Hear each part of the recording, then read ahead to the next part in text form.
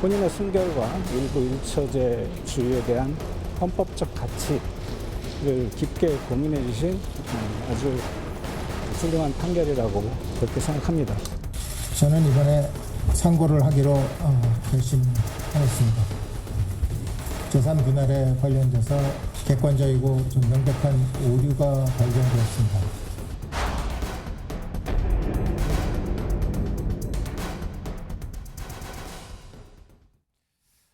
네, 양측의 공방, 여기에 재판부가 설명을 통해서 반박 자료까지 내면서 사건이 아주 빠르게 복잡하게 전개가 되고 있습니다. 손 변호사님, 재판부가 최태원 회장이 어제 우리 이제 방송에서 지적했던 건데 어제 SK 측의 기자회견에 대해서 이례적으로 설명문을 냈어요. 이렇게 재판부가 다시 반박 설명 자료를 내는 것도 보기 어려운 경우 아닙니까? 네, 좀 이례적일 수 있는데 그거는 이제 세계의 이제 어떻게 보면 초유의 어떤 판결문이다 보니까 재판부에서도 좀 신경 쓰고 있다고 보시면 될 것 같고 예. 특히 판결 경정 결정이 나오면서 일각에서는 어떻게 이렇게 수치가 틀릴 수 있느냐 이런 의구심을 제기하고 판결의 신뢰도가 떨어질 염려가 있으니 법원에서는 설명을 했던 것으로 보입니다. 예. 일반적으로 판결 경정이라는 것은 실체적인 문제와 관련이 없는 형식적인 문구에 오류가 있을 경우 사람이 하는 일이다 보니까 예를 들면 오타 같은 게 있습니다. 네. 제가 손정혜인데 뭐 송정혜라고 써있다던가 예. 이런 실수가 있어서는 안 되지만 사람이 하는 일이다 보니 발생할 여지가 있는데 그런 이제 경정 결정이 나오면서 이제 이런 숫자상의 오류가 좀 심각한 거 아니냐 이런 지적이 따르니 재판부에서는 이 재산 분할 금과 비율에는 실질적인 영향이 없는 수치를 조정한 것이다. 네. 이렇게 이제 반박하는 내용이 나온 겁니다. 재판부는 한마디로 정리하면 결과는 바뀌지 않는다. 지금 이 설명인데 양측의 주장 중에 어느 쪽이 좀 더 설득력 있어 보이나요? 일단 항소심 재판부 입장에서 내가 낸 판결에 오류가 있다라고 인정할 수는 없는 거죠. 네. 오류가 있다고 한다면 대법원 가서 상고심에서 이제 파기환송되는 그 수순을 겪어야 되기 때문에 법원의 입장도 이해가 되는 측면이 있고 다만 최태원 회장의 입장에서는 1심과 2심의 결론이 너무나 확연하게 차이가 났는데도 불구하고 또 숫자상 오류가 발생했을 뿐만 아니라 지금 여러 가지 오류를 찾아서 주장을 하고 있는 상황이고 예. 특히 선대 회장의 어떤 증여나 기여 부분과 또 이제 태천 회장이 재임 기간 동안에 기여된 그 기간의 어떤 숫자 비율의 차이가 있다 보니 예. 이 부분에 대한 오류를 상고심에서 바꾸겠다라는 의지가 굉장히 강력할 수밖에 없는 것이고요. 또 다른 오류도 찾아냈다라고 입장을 밝히고 있는 상황이기 때문에 네. 이 대법원에 가서도 굉장히 치열한 아하. 법리 싸움이 발생할 예. 것이 예견이 되고 대법원에서도 보통은 간단한 절차로 심리 불속행 기각, 상고 사유 없다 돌려보내는데 이 사건은 만만치 않은 또 대법원 심리가 진행되지 않을까 예상해 예. 봅니다. 법조인이시니까 이제 수많은 재판에 직접 들어가 보셨잖아요. 그런데 이렇게 관심이 집중되는 재판에서 단순 실수, 단순 오기 이게 사실 상식적으로는 잘 이해가 안 되는 부분이거든요. 근데 주식 가치에 대한 숫자 평가이고 이게 수십 년 전에 주식의 액면 가치, 실제 가치, 보통은 주식은 액면 가치랑 실제 가치가 좀 분리되어 네. 있고 달리 볼 여지가 있어서 숫자상 오기가 있었을 가능성은 있고 이걸 가지고 재판부가 재판을 충실하지 않게 했다. 심리 미진이 굉장히 지대하다라고 비난하기는 또 어려운 측면이 있어 보인다. 이런 경우는 종종 복잡한 숫자가 등장하는 재판에는 왜냐하면 이게 있을 수 민사 있다. 사건이 아니고 형사 사건이 아니고 이 숫자 네. 관련해서 아주 면밀하고 명확하게 재판을 해야 되는 것이 아니라 전반적인 재산 형성과 유지 관리 기여를 평가하는 자리이기 때문에 조금 네. 미진한 부분이 있었을 수 있고 이런 것 때문에 저희가 3심제가 있는 거죠. 부족한 부분이 예. 있으면 또 대법원에서 판단받을 기회가 주어진다라는 측면인데요. 다만 이제 이렇게 숫자에 대한 그 오류가 발생해서 경정까지 가는 것은 네. 사실은 판사 입장에서는 좀 송구한 일인 것은 명확합니다. 예. 최태원 회장 측 어떻게 반박했는지 영상 준비되어 있습니다. 영상 보고 계속 이어가 보겠습니다. 회장 승계 이전의 기업 가치가 훨씬 더 크게 증가했음에도 불구하고 재판부는 반대로 해석을 하는 오류를 범하고 있는 것입니다. 아까 말씀드린 치명적 오류와 관련해서도 분할 비율이 달랐으면 파기 사유가 된다는 것도 대법원의 법리이기도 합니다. 그래서 사실관계에 관한 증거 체부에 위법이 있는지 없는지, 그다음에 증거 체부가 잘못됐다면 사실관계가 달라지는지, 그리고 현 사실관계에 의하더라도 법리에 따라서 재산 분할 비율이 달라질 수는 없는지 그런 것들에 대해서 주장할 것이고 파기 사유가 있다고 생각합니다. 네. 법률 대리인도 등장을 했고 SK그룹 임원도 등장을 했습니다. 네. 어제 기자회견에요. 그래서 노소영 관장 측에서는 이렇게 지적을 하고 있어요. 아니 개인이 지금 소송을 하고 있는데 SK그룹 차원에서 이렇게 대응에 나서는 게 부적절하다는 지적이거든요. 이 지적에 대해서는 어떻게 생각하십니까? 저는 뭐 노관장 측에서는 그런 지적을 할 수 있다고 보이나 지금 이 사태는 SK그룹의 존망이 달려있는 사안이 돼버렸어요. 그러니까 네. 이게 단순히 가사 사건, 이혼 사건. 그래서 이제 이거는 최태원, 개인 최태원과 개인 노소영의 이 말하자면 뭐 이혼 공방의 문제가 아니라 네. 지금 사실 이 1조가 넘는 금액을 어쨌든 최태원 회장이 주식으로 변제하게 된다 그러면 이거는 그 SK 그 말하자면 지배구조에도 심대한 영향을 끼칠 수밖에 네, 없고 네. 그다음에 이것이 이제 나중에 이 이후에 승계될 이른바 3세 승계 과정에서도 네. 이거는 굉장히 뜨거운 이슈가 될 수밖에 없기 때문에 SK 입장에서는 이게 최태원 개인 회장 일이니까 네. 개인 돈으로 뭐 변호사 사가지고 대응하세요 할 수 없는 사안이 돼버렸어요. 그래서 예. 노세영 관장, 노관장 측에서는 차라리 이럴 거면은 재판 판결문 전체를 국민에게 공개해서 하자고 얘기를 하는 건데 네. 어쨌든 지금 SK 입장에서는 저는 노관장 측에서는 충분히 문제를 제기할 수 있는 사건이긴 하지만 예. SK 측에서는 이거는 개인 채태원을 떠나서 그룹의 존망 혹은 지배구조 개편과 매우 밀접한 관계가 있는 사안이기 때문에 이거를 전사적으로 나서지 않으면 안 될 그런 상황이 좀 됐다고 봅니다. 예, 방금 말씀하신 이제 이럴 거면 판결문 공개해서 한번 보자, 우리 다 같이 판단을 받아보자 이런 주장까지 지금 꺼내 들고 나왔거든요. 여기에 담긴 의도와 전략은 뭐라고 해야 되겠습니까? 서로에게 유리한 지점을 주장하면서 대중들의 여론을 돌리려는 노력인데 노소영 네. 관장 측에서는 전반적인 이 판결의 취지는 유책 배우자가 최태원 회장이라는 게 명확하게 드러나는 판결문이기 때문에 네. 전체를 공개하자는 것이고 최태원 회장 측은 유책 배우자로 판명된 부분이 있다고 하더라도 지금 재산 분할이 굉장히 과도하거나 비율이나 네. 이 형성 기여도나 유지 관리 기여도에 있어서 법리 위반이 있다라고 주장하는 거거든요. 네. 이쪽은 부정행위에 대한 위자료를 강조하는 것이고 네. 가정을 깨뜨렸다는 부분. 여기는 그럼에도 불구하고 재산 분할이 가다라는 측면이 충돌하고 있기 때문에요. 네. 판결문의 공개가 중요한 것은 아니고 상고심에 가서 실제 이 판결이 유지되느냐. 일부라도 그러니까 예를 들면 위자료는 법리 위반이 점이 없어서 확정이 되고 네. 이 재산 분할 부분만 파기환송시킬 수 있거든요. 그러면 네. 고등법원에서 다시 심리가 이루어질 수 있습니다. 지금 최태원 회장 입장에서는 심리 불속행 기각을 받고 일부라도 체증법칙 위반에 따른 사실 오인을 인정받아서 환송시키는 게 가장 중요하고요. 예. 그럴 수밖에 없는 게 1조 4천억이라는 돈은 어마어마한 돈일 뿐만 아니라 집행도 굉장히 좀 어려운 금액 액수이기 때문에 네. 정말 치열하고 한 줄 한 줄 굉장히 성의 있게 대법원 상고를 준비해야 되는 상황입니다. 네, 실제 판결문이 뭐 공개될 가능성은 매우 낮아 보입니다만 만약에 공개된다고 하면 노관장 측의 그런 숨겨진 의도대로 여론전에서는 좀 유리할까요? 이미 어느 정도 위자료 액수로 여론전에서는 이제 유책 배우자라는 상징적인 금액이 나왔기 때문에 네. 그 부분은 이미 뭐 대중들도 많이 알고 있다라고 보이지만 일부 지금 항소심 판결이 그대로 유출된 부분을 지금 고소한 상황이거든요. 예. 그러니까 이것을 최태원 회장 측에서 전체 공개를 공개하는 것을 동의할 가능성은 전무합니다. 그렇죠. 그래서 공개되지 않을 가능성이 있고요. 예. 그리고 저도 전체 풀 텍스트 판결문을 못 봤습니다.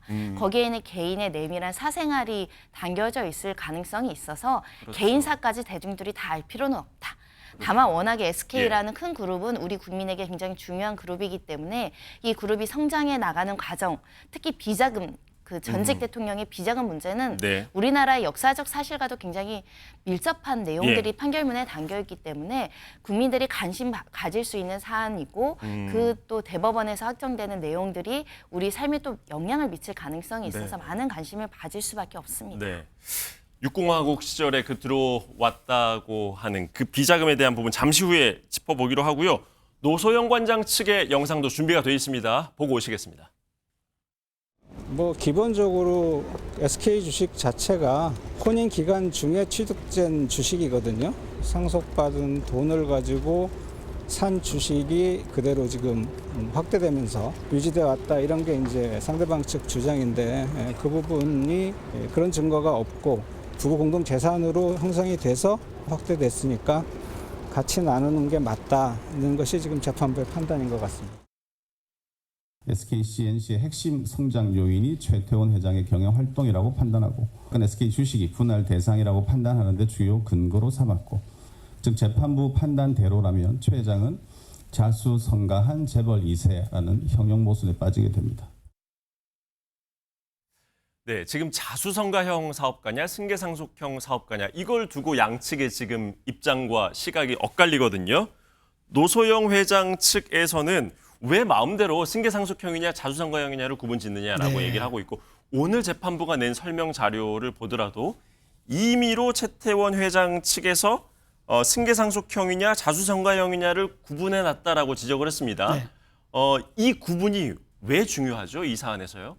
왜냐하면 굉장히 중요할 수밖에 없는 게 자수성가형이라 그러면은 이게 이제 말하자면 본인이 창업형이 되기 때문에 네. 실제로 이거를 일구었다가 되잖아요. 자기가 이걸 SK그룹을 거의 일구었다가 되면은 일구는 과정에서 처음부터 부부였던 그 예. 노소영 씨와는 이게 부부 공동재산이 되기 때문에 그 재산을 일구는 과정에서의 그 아내의 기여도가 똑같이 인정돼야 된다. 이렇게 예. 되는 거고 이게 상속 승계형이면은 선대 회장이 거의 다 이루어놓은 거를 재벌 2세니까 내가 받았다 하면 그 내가 승계받은 다음에 그 일정 기간 부분만 재산의 증식에 이 아내가 기여했기 때문에 돈을 조금 나눠줘야 된다. 이 논리가 성립되는 지금 거거든요. 어제 최 회장 측의 기자회견은 바로 그 바로 후자에 그 대한 후자에 부분이죠? 대한 얘기였고 이쪽에서는 판단하지 말라는 거죠. 그 얘기는 예. 재판부가 법리와 증거에 의해서 2심에서 판결 내렸는데 이걸 가지고 당신들이 뭔데 감나라 배나라냐라는 게 지금 논리입니다. 그래서 예. 굉장히 이게 상충될 수밖에 없는 건데 그래서 지금 최태원 회장 측에서는 아니 재벌 2세라 하면 즉 아버지로부터 물려받았다는 이야기인데 이게 자수성가형이 말이 되느냐. 재벌 2세잖아요. 그러니까 예. 1세가 아니잖아요.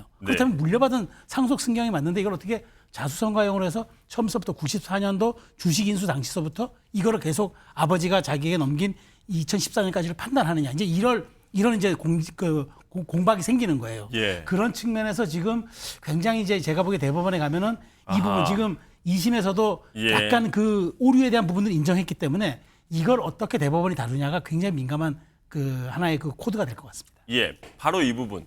육공화국 시절에 혜택을 받았고 아버지로부터 물려받은 건데 자수성가형으로 받다. 그러니까 이게 형용 모순이다라는 지적도 이제 어제 최태원 회장 측에서 했거든요.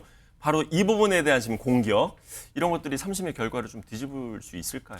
그러니까 가사 사건에서 뭐 승계형이냐 이런 법률적인 요구를 구분해 오진 않았습니다. 이게 다만 법률 용어는 아닌 거죠? 예, 일반적인 이제 법리는 이런 게 있죠. 상속받거나 증여받은 재산이 많다라고 한다면 그 시댁으로부터 상속 증여를 많이 받았으면 그 아내의 기여도는 떨어질 수밖에 없죠. 논리칙의 예, 경험, 일반적인 경우에. 일반적인 이야기를 드리는 거고요. 예. 그러니까 예를 들면 시댁이 있고 처가가 있고 아내가 있고 남편이 있으면 시댁의 기여가 높으면 아내 측 기여도가 떨어지고요. 처가 쪽 기여가 높으면 아내의 기여도는 높아지는 예. 그 재산 분할 법리가 있는데 이 사건에서는 시댁의 기여도 굉장히 많은 상황에서 예. 그리고 처가의 기여도 일정 부분 많이 들어온 상황에서 부부가 공동으로 형성한 재산이 SK 그룹의 총 재산이다. 그 최태원 회장의 총 재산이다. 이런 결론에 이르렀는데 거기에 대해서 최태원 회장은 시댁 그러니까 선대 회장 측의 기여가 굉장히 절대적이었고 예. 그러기 때문에 아내 측의 기여가 낮아져야 되는 겁니다. 이런 것들을 이제 자산 승계형이냐 이런 걸로 이제 구분해서 설명을 하고 있다라고 보이고요. 이 또한 상고심에서 쟁점이 될 것 같습니다. 예. 첫 번째는 이 선대 회장으로부터 시댁에서 온 재산 상속 증여가 굉장히 많았고 반면에 처가에서 준 300억의 비자금 실체는 없다. 그럼 사실 최태원 회장의 기여도가 65%에서 80%까지도 높아질 수 있는 것이거든요. 그래서 그 싸움은 아하. 여전히 계속될 것으로 지금 보입니다. 항소심 재판부에서는 SK 주식을 인수할 때 당시에 그 돈이 아버지 그러니까 최종현 선대 회장으로부터 왔다는 것이 확실하게 인정되지 않는다. 지금 그 부분 때문에 결국에 노소영 관장의 기여도를 높여준 거 아니겠습니까? 두 가지인데요. 300억이라는 비자금의 실체가 있고 2.8억의 증여금의 쟁점이 있습니다. 2.8억이 증여된 것은 사실이나 네. 증여세 신고가 되어 있기 때문에 그 증여된 돈으로 주식을 매입했는지는 불명확하다라는 것이고요. 예. 그리고 300억이라는 돈이 흘러 들어갔고 그 돈이 SK 관련한 이 주식의 초기 자금으로 형성이 됐고 그 돈은 어떻게 보면 전 대통령으로부터 그러니까 처가로부터 유래된 것이기 때문에 기여도가 있다. 네. 이 두 가지가 사실 1, 2심 판단을 뒤집는데 결정적인 사유였거든요. 예. 이게 어떻게 대법원에서 유지되는지가 관건입니다. 예. 변호인단 얘기 잠깐 나눠보죠. 최 회장 측이 변호인단을 보강을 했어요. 법무법인 화우가 새로 합류를 했는데 아주 베테랑 판사 출신들을 영입을 했다고 하는데 이렇게 1심에서 어느 정도 유리한 판결을 끌어냈다가 2심에서 크게 진 경우에 3심에 임할 때 이럴 때는 변호인단에 좀 인센티브를 세게 걸기도 합니까? 어떻습니까? 이거는 뭐 사건의 뭐 어떤 신급심을 막론하고요. 1조 4천억이 걸려 있으면 여기에 들어가는 변호인단도 굉장히 세심하게 고려할 수밖에 없는 사건이고요. 경제적 이득이 많이 걸려 있기 때문입니다. 그리고 판사 출신을 대거 투입한다는 것은 수많은 판결을 이제 분석을 해본 경험이 있기 때문에 상고심에서 어떤 법리 오해, 그러니까 체증법칙 위반으로 사실오인이 있느냐, 여러 가지 법칙에 대한 위반을 지적을 해야 되다 보니 네. 법리적인 접근이 굉장히 필요하다라는 측면에서 판사 출신들이 대거 투입됐다라고 보셔야 될 것 같고요. 네. 이 상고심은 서면 재판만 진행을 합니다. 그러다 보니 이 서면을 완벽하게 네. 법칙을 위반한 판결이라는 거를 확인하는 게 굉장히 중요한 시점입니다. 네, 조심스럽지만 우리 최 의원님은 좀 어떻게 예상하십니까? 이게 보통 가사 사건 같은 경우에는 대법원에 뒤집어지는 경우가 별로 없다고 하는 게 이제 보통의 경우인데요. 네. 저는 사실 이걸 보면서 이제 이게 일반 가사 사건이었으면 뭐 뒤집히겠습니까? 그냥 네. 거의 뭐 그대로 간다 봐야 되는데 지금 뭐 전관을 투입하고 이걸 떠나서 지금 상당히 지금 최태원 회장 측이 제시하는 일종의 반박 논리가 좀 재판부 마지막 3심이지만 대법원에도 조금 영향 끼칠 수 있는 게 이를테면은 60에서 우리가 거꾸로 혜택받은 게 아니라 불이익을 받았다. 네. 그다음에 뭐 300억 비자금에 대해서도 만일 그게 증거 능력이 좀 부실하다고 입증할 수 있는 또 새로운 자료를 낼 수 있는 거라든가 그다음에 이렇게 지금 기간 가지고 얘기가 되는데 이 기간에 대한 실체적 진실이 실제로 지금 말하자면 2심에서는 최태원 회장이 이혼한 후에 2024년까지도 반영을 네, 네. 해버렸단 말이에요. 네. 거기에 대한 귀책 사유로. 그러면 이혼한 다음에는 2019년 이후까지 그러니까 한 6년간에 걸친 이것은 우리가 꼭 내야 되느냐. 네. 이렇게 꼼꼼하게 뭐 이게 서류심이긴 합니다만은 꼼꼼하게 따져 들어가서 그 허점을 파고들 경우에는 뭐 저도 결과는 예상할 수 없겠다. 지금 뭐 우리가 흔히 이야기하는 가사 사건의 그냥 뭐 일반적 유형으로 이 사건을 보기에는 금액도 그렇지만 과정 자체도 조금 논란의 소지가 크다라고 저도 보고 있습니다. 예. 항소심 재판부가 사실 그때 판결 당시에 최 회장을 매우 강한 톤으로 꾸짖으면서 판결을 내놨었죠. 그러면서 노소영 아트센터를 SK사고에서 나가라고 하기까지 했습니다. 이 내용도 이어서 짚어보죠. 공감 능력 제로입니다. 사람을 찾아보지 않고 저는 일만 봤습니다. 저하고 아주 반대인 사람을 만났었습니다. 그 사람은 뭐 돈 이런 건 전혀 관심이 없고 이슈 뭐 이런 게 아니라 사람으로만 갑니다. 그래서 어떻게 저런 사람은 나하고 이렇게 반대일까? 그리고 가만히 관찰해보니까 제가 자주한 사람 같습니다. 그래서 그때부터는 새로운 생각을 해보기로 했습니다. 오랜 30여 년간의 결혼 생활이 이렇게 막을 내리게 된 거에 대해서 참담하다고 말씀을 드렸고요. 자, 당시 재판부가 이 지금 화면 속에서 이제 언급이 되고 있는 그 동거인에게 쓴 돈만 해도 200억 원이 넘는다. 이러한 인식들, 이런 인식들은 사실 항소심, 그 상고심에서는 이제 바뀌기 힘든 부분들인 거죠. 사실관계에 대한 부분들이니까요. 네, 사실관계에 대한 판단은 항소심의 정권 사항이기 때문에 특별하게 법리 위반, 그러니까 체증법칙 위반이 없으면 사실관계는 확정된다라고 보셔야 될 것 같고요. 이 이혼 사건에선 이런 게 있습니다. 유책 배우자라고 하더라도 예외적으로 이혼 청구가 허용되는 기준들을 대법원에서 설시할 때 본래의 가정, 그러니까 자녀라든가 아내, 그러니까 뭐 남편이 될 수도 있는 건데 그 부양적 요소를 충실하게 이행했는지를 보는 요소들이 있거든요. 근데 부양적 요소를 최대한 이행하지 않고 오히려 반대로 새로운 사람에게는 굉장히 막대한 이득을 줬으나 원가정에게는 생활비를 끊거나 심지어는 이 뭐 그 건물인도 소송을 통해서 건물에서 나가라 조금 좀 냉정하게 대했던 측면이 굉장히 안 좋게 작용했을 가능성이 있고요.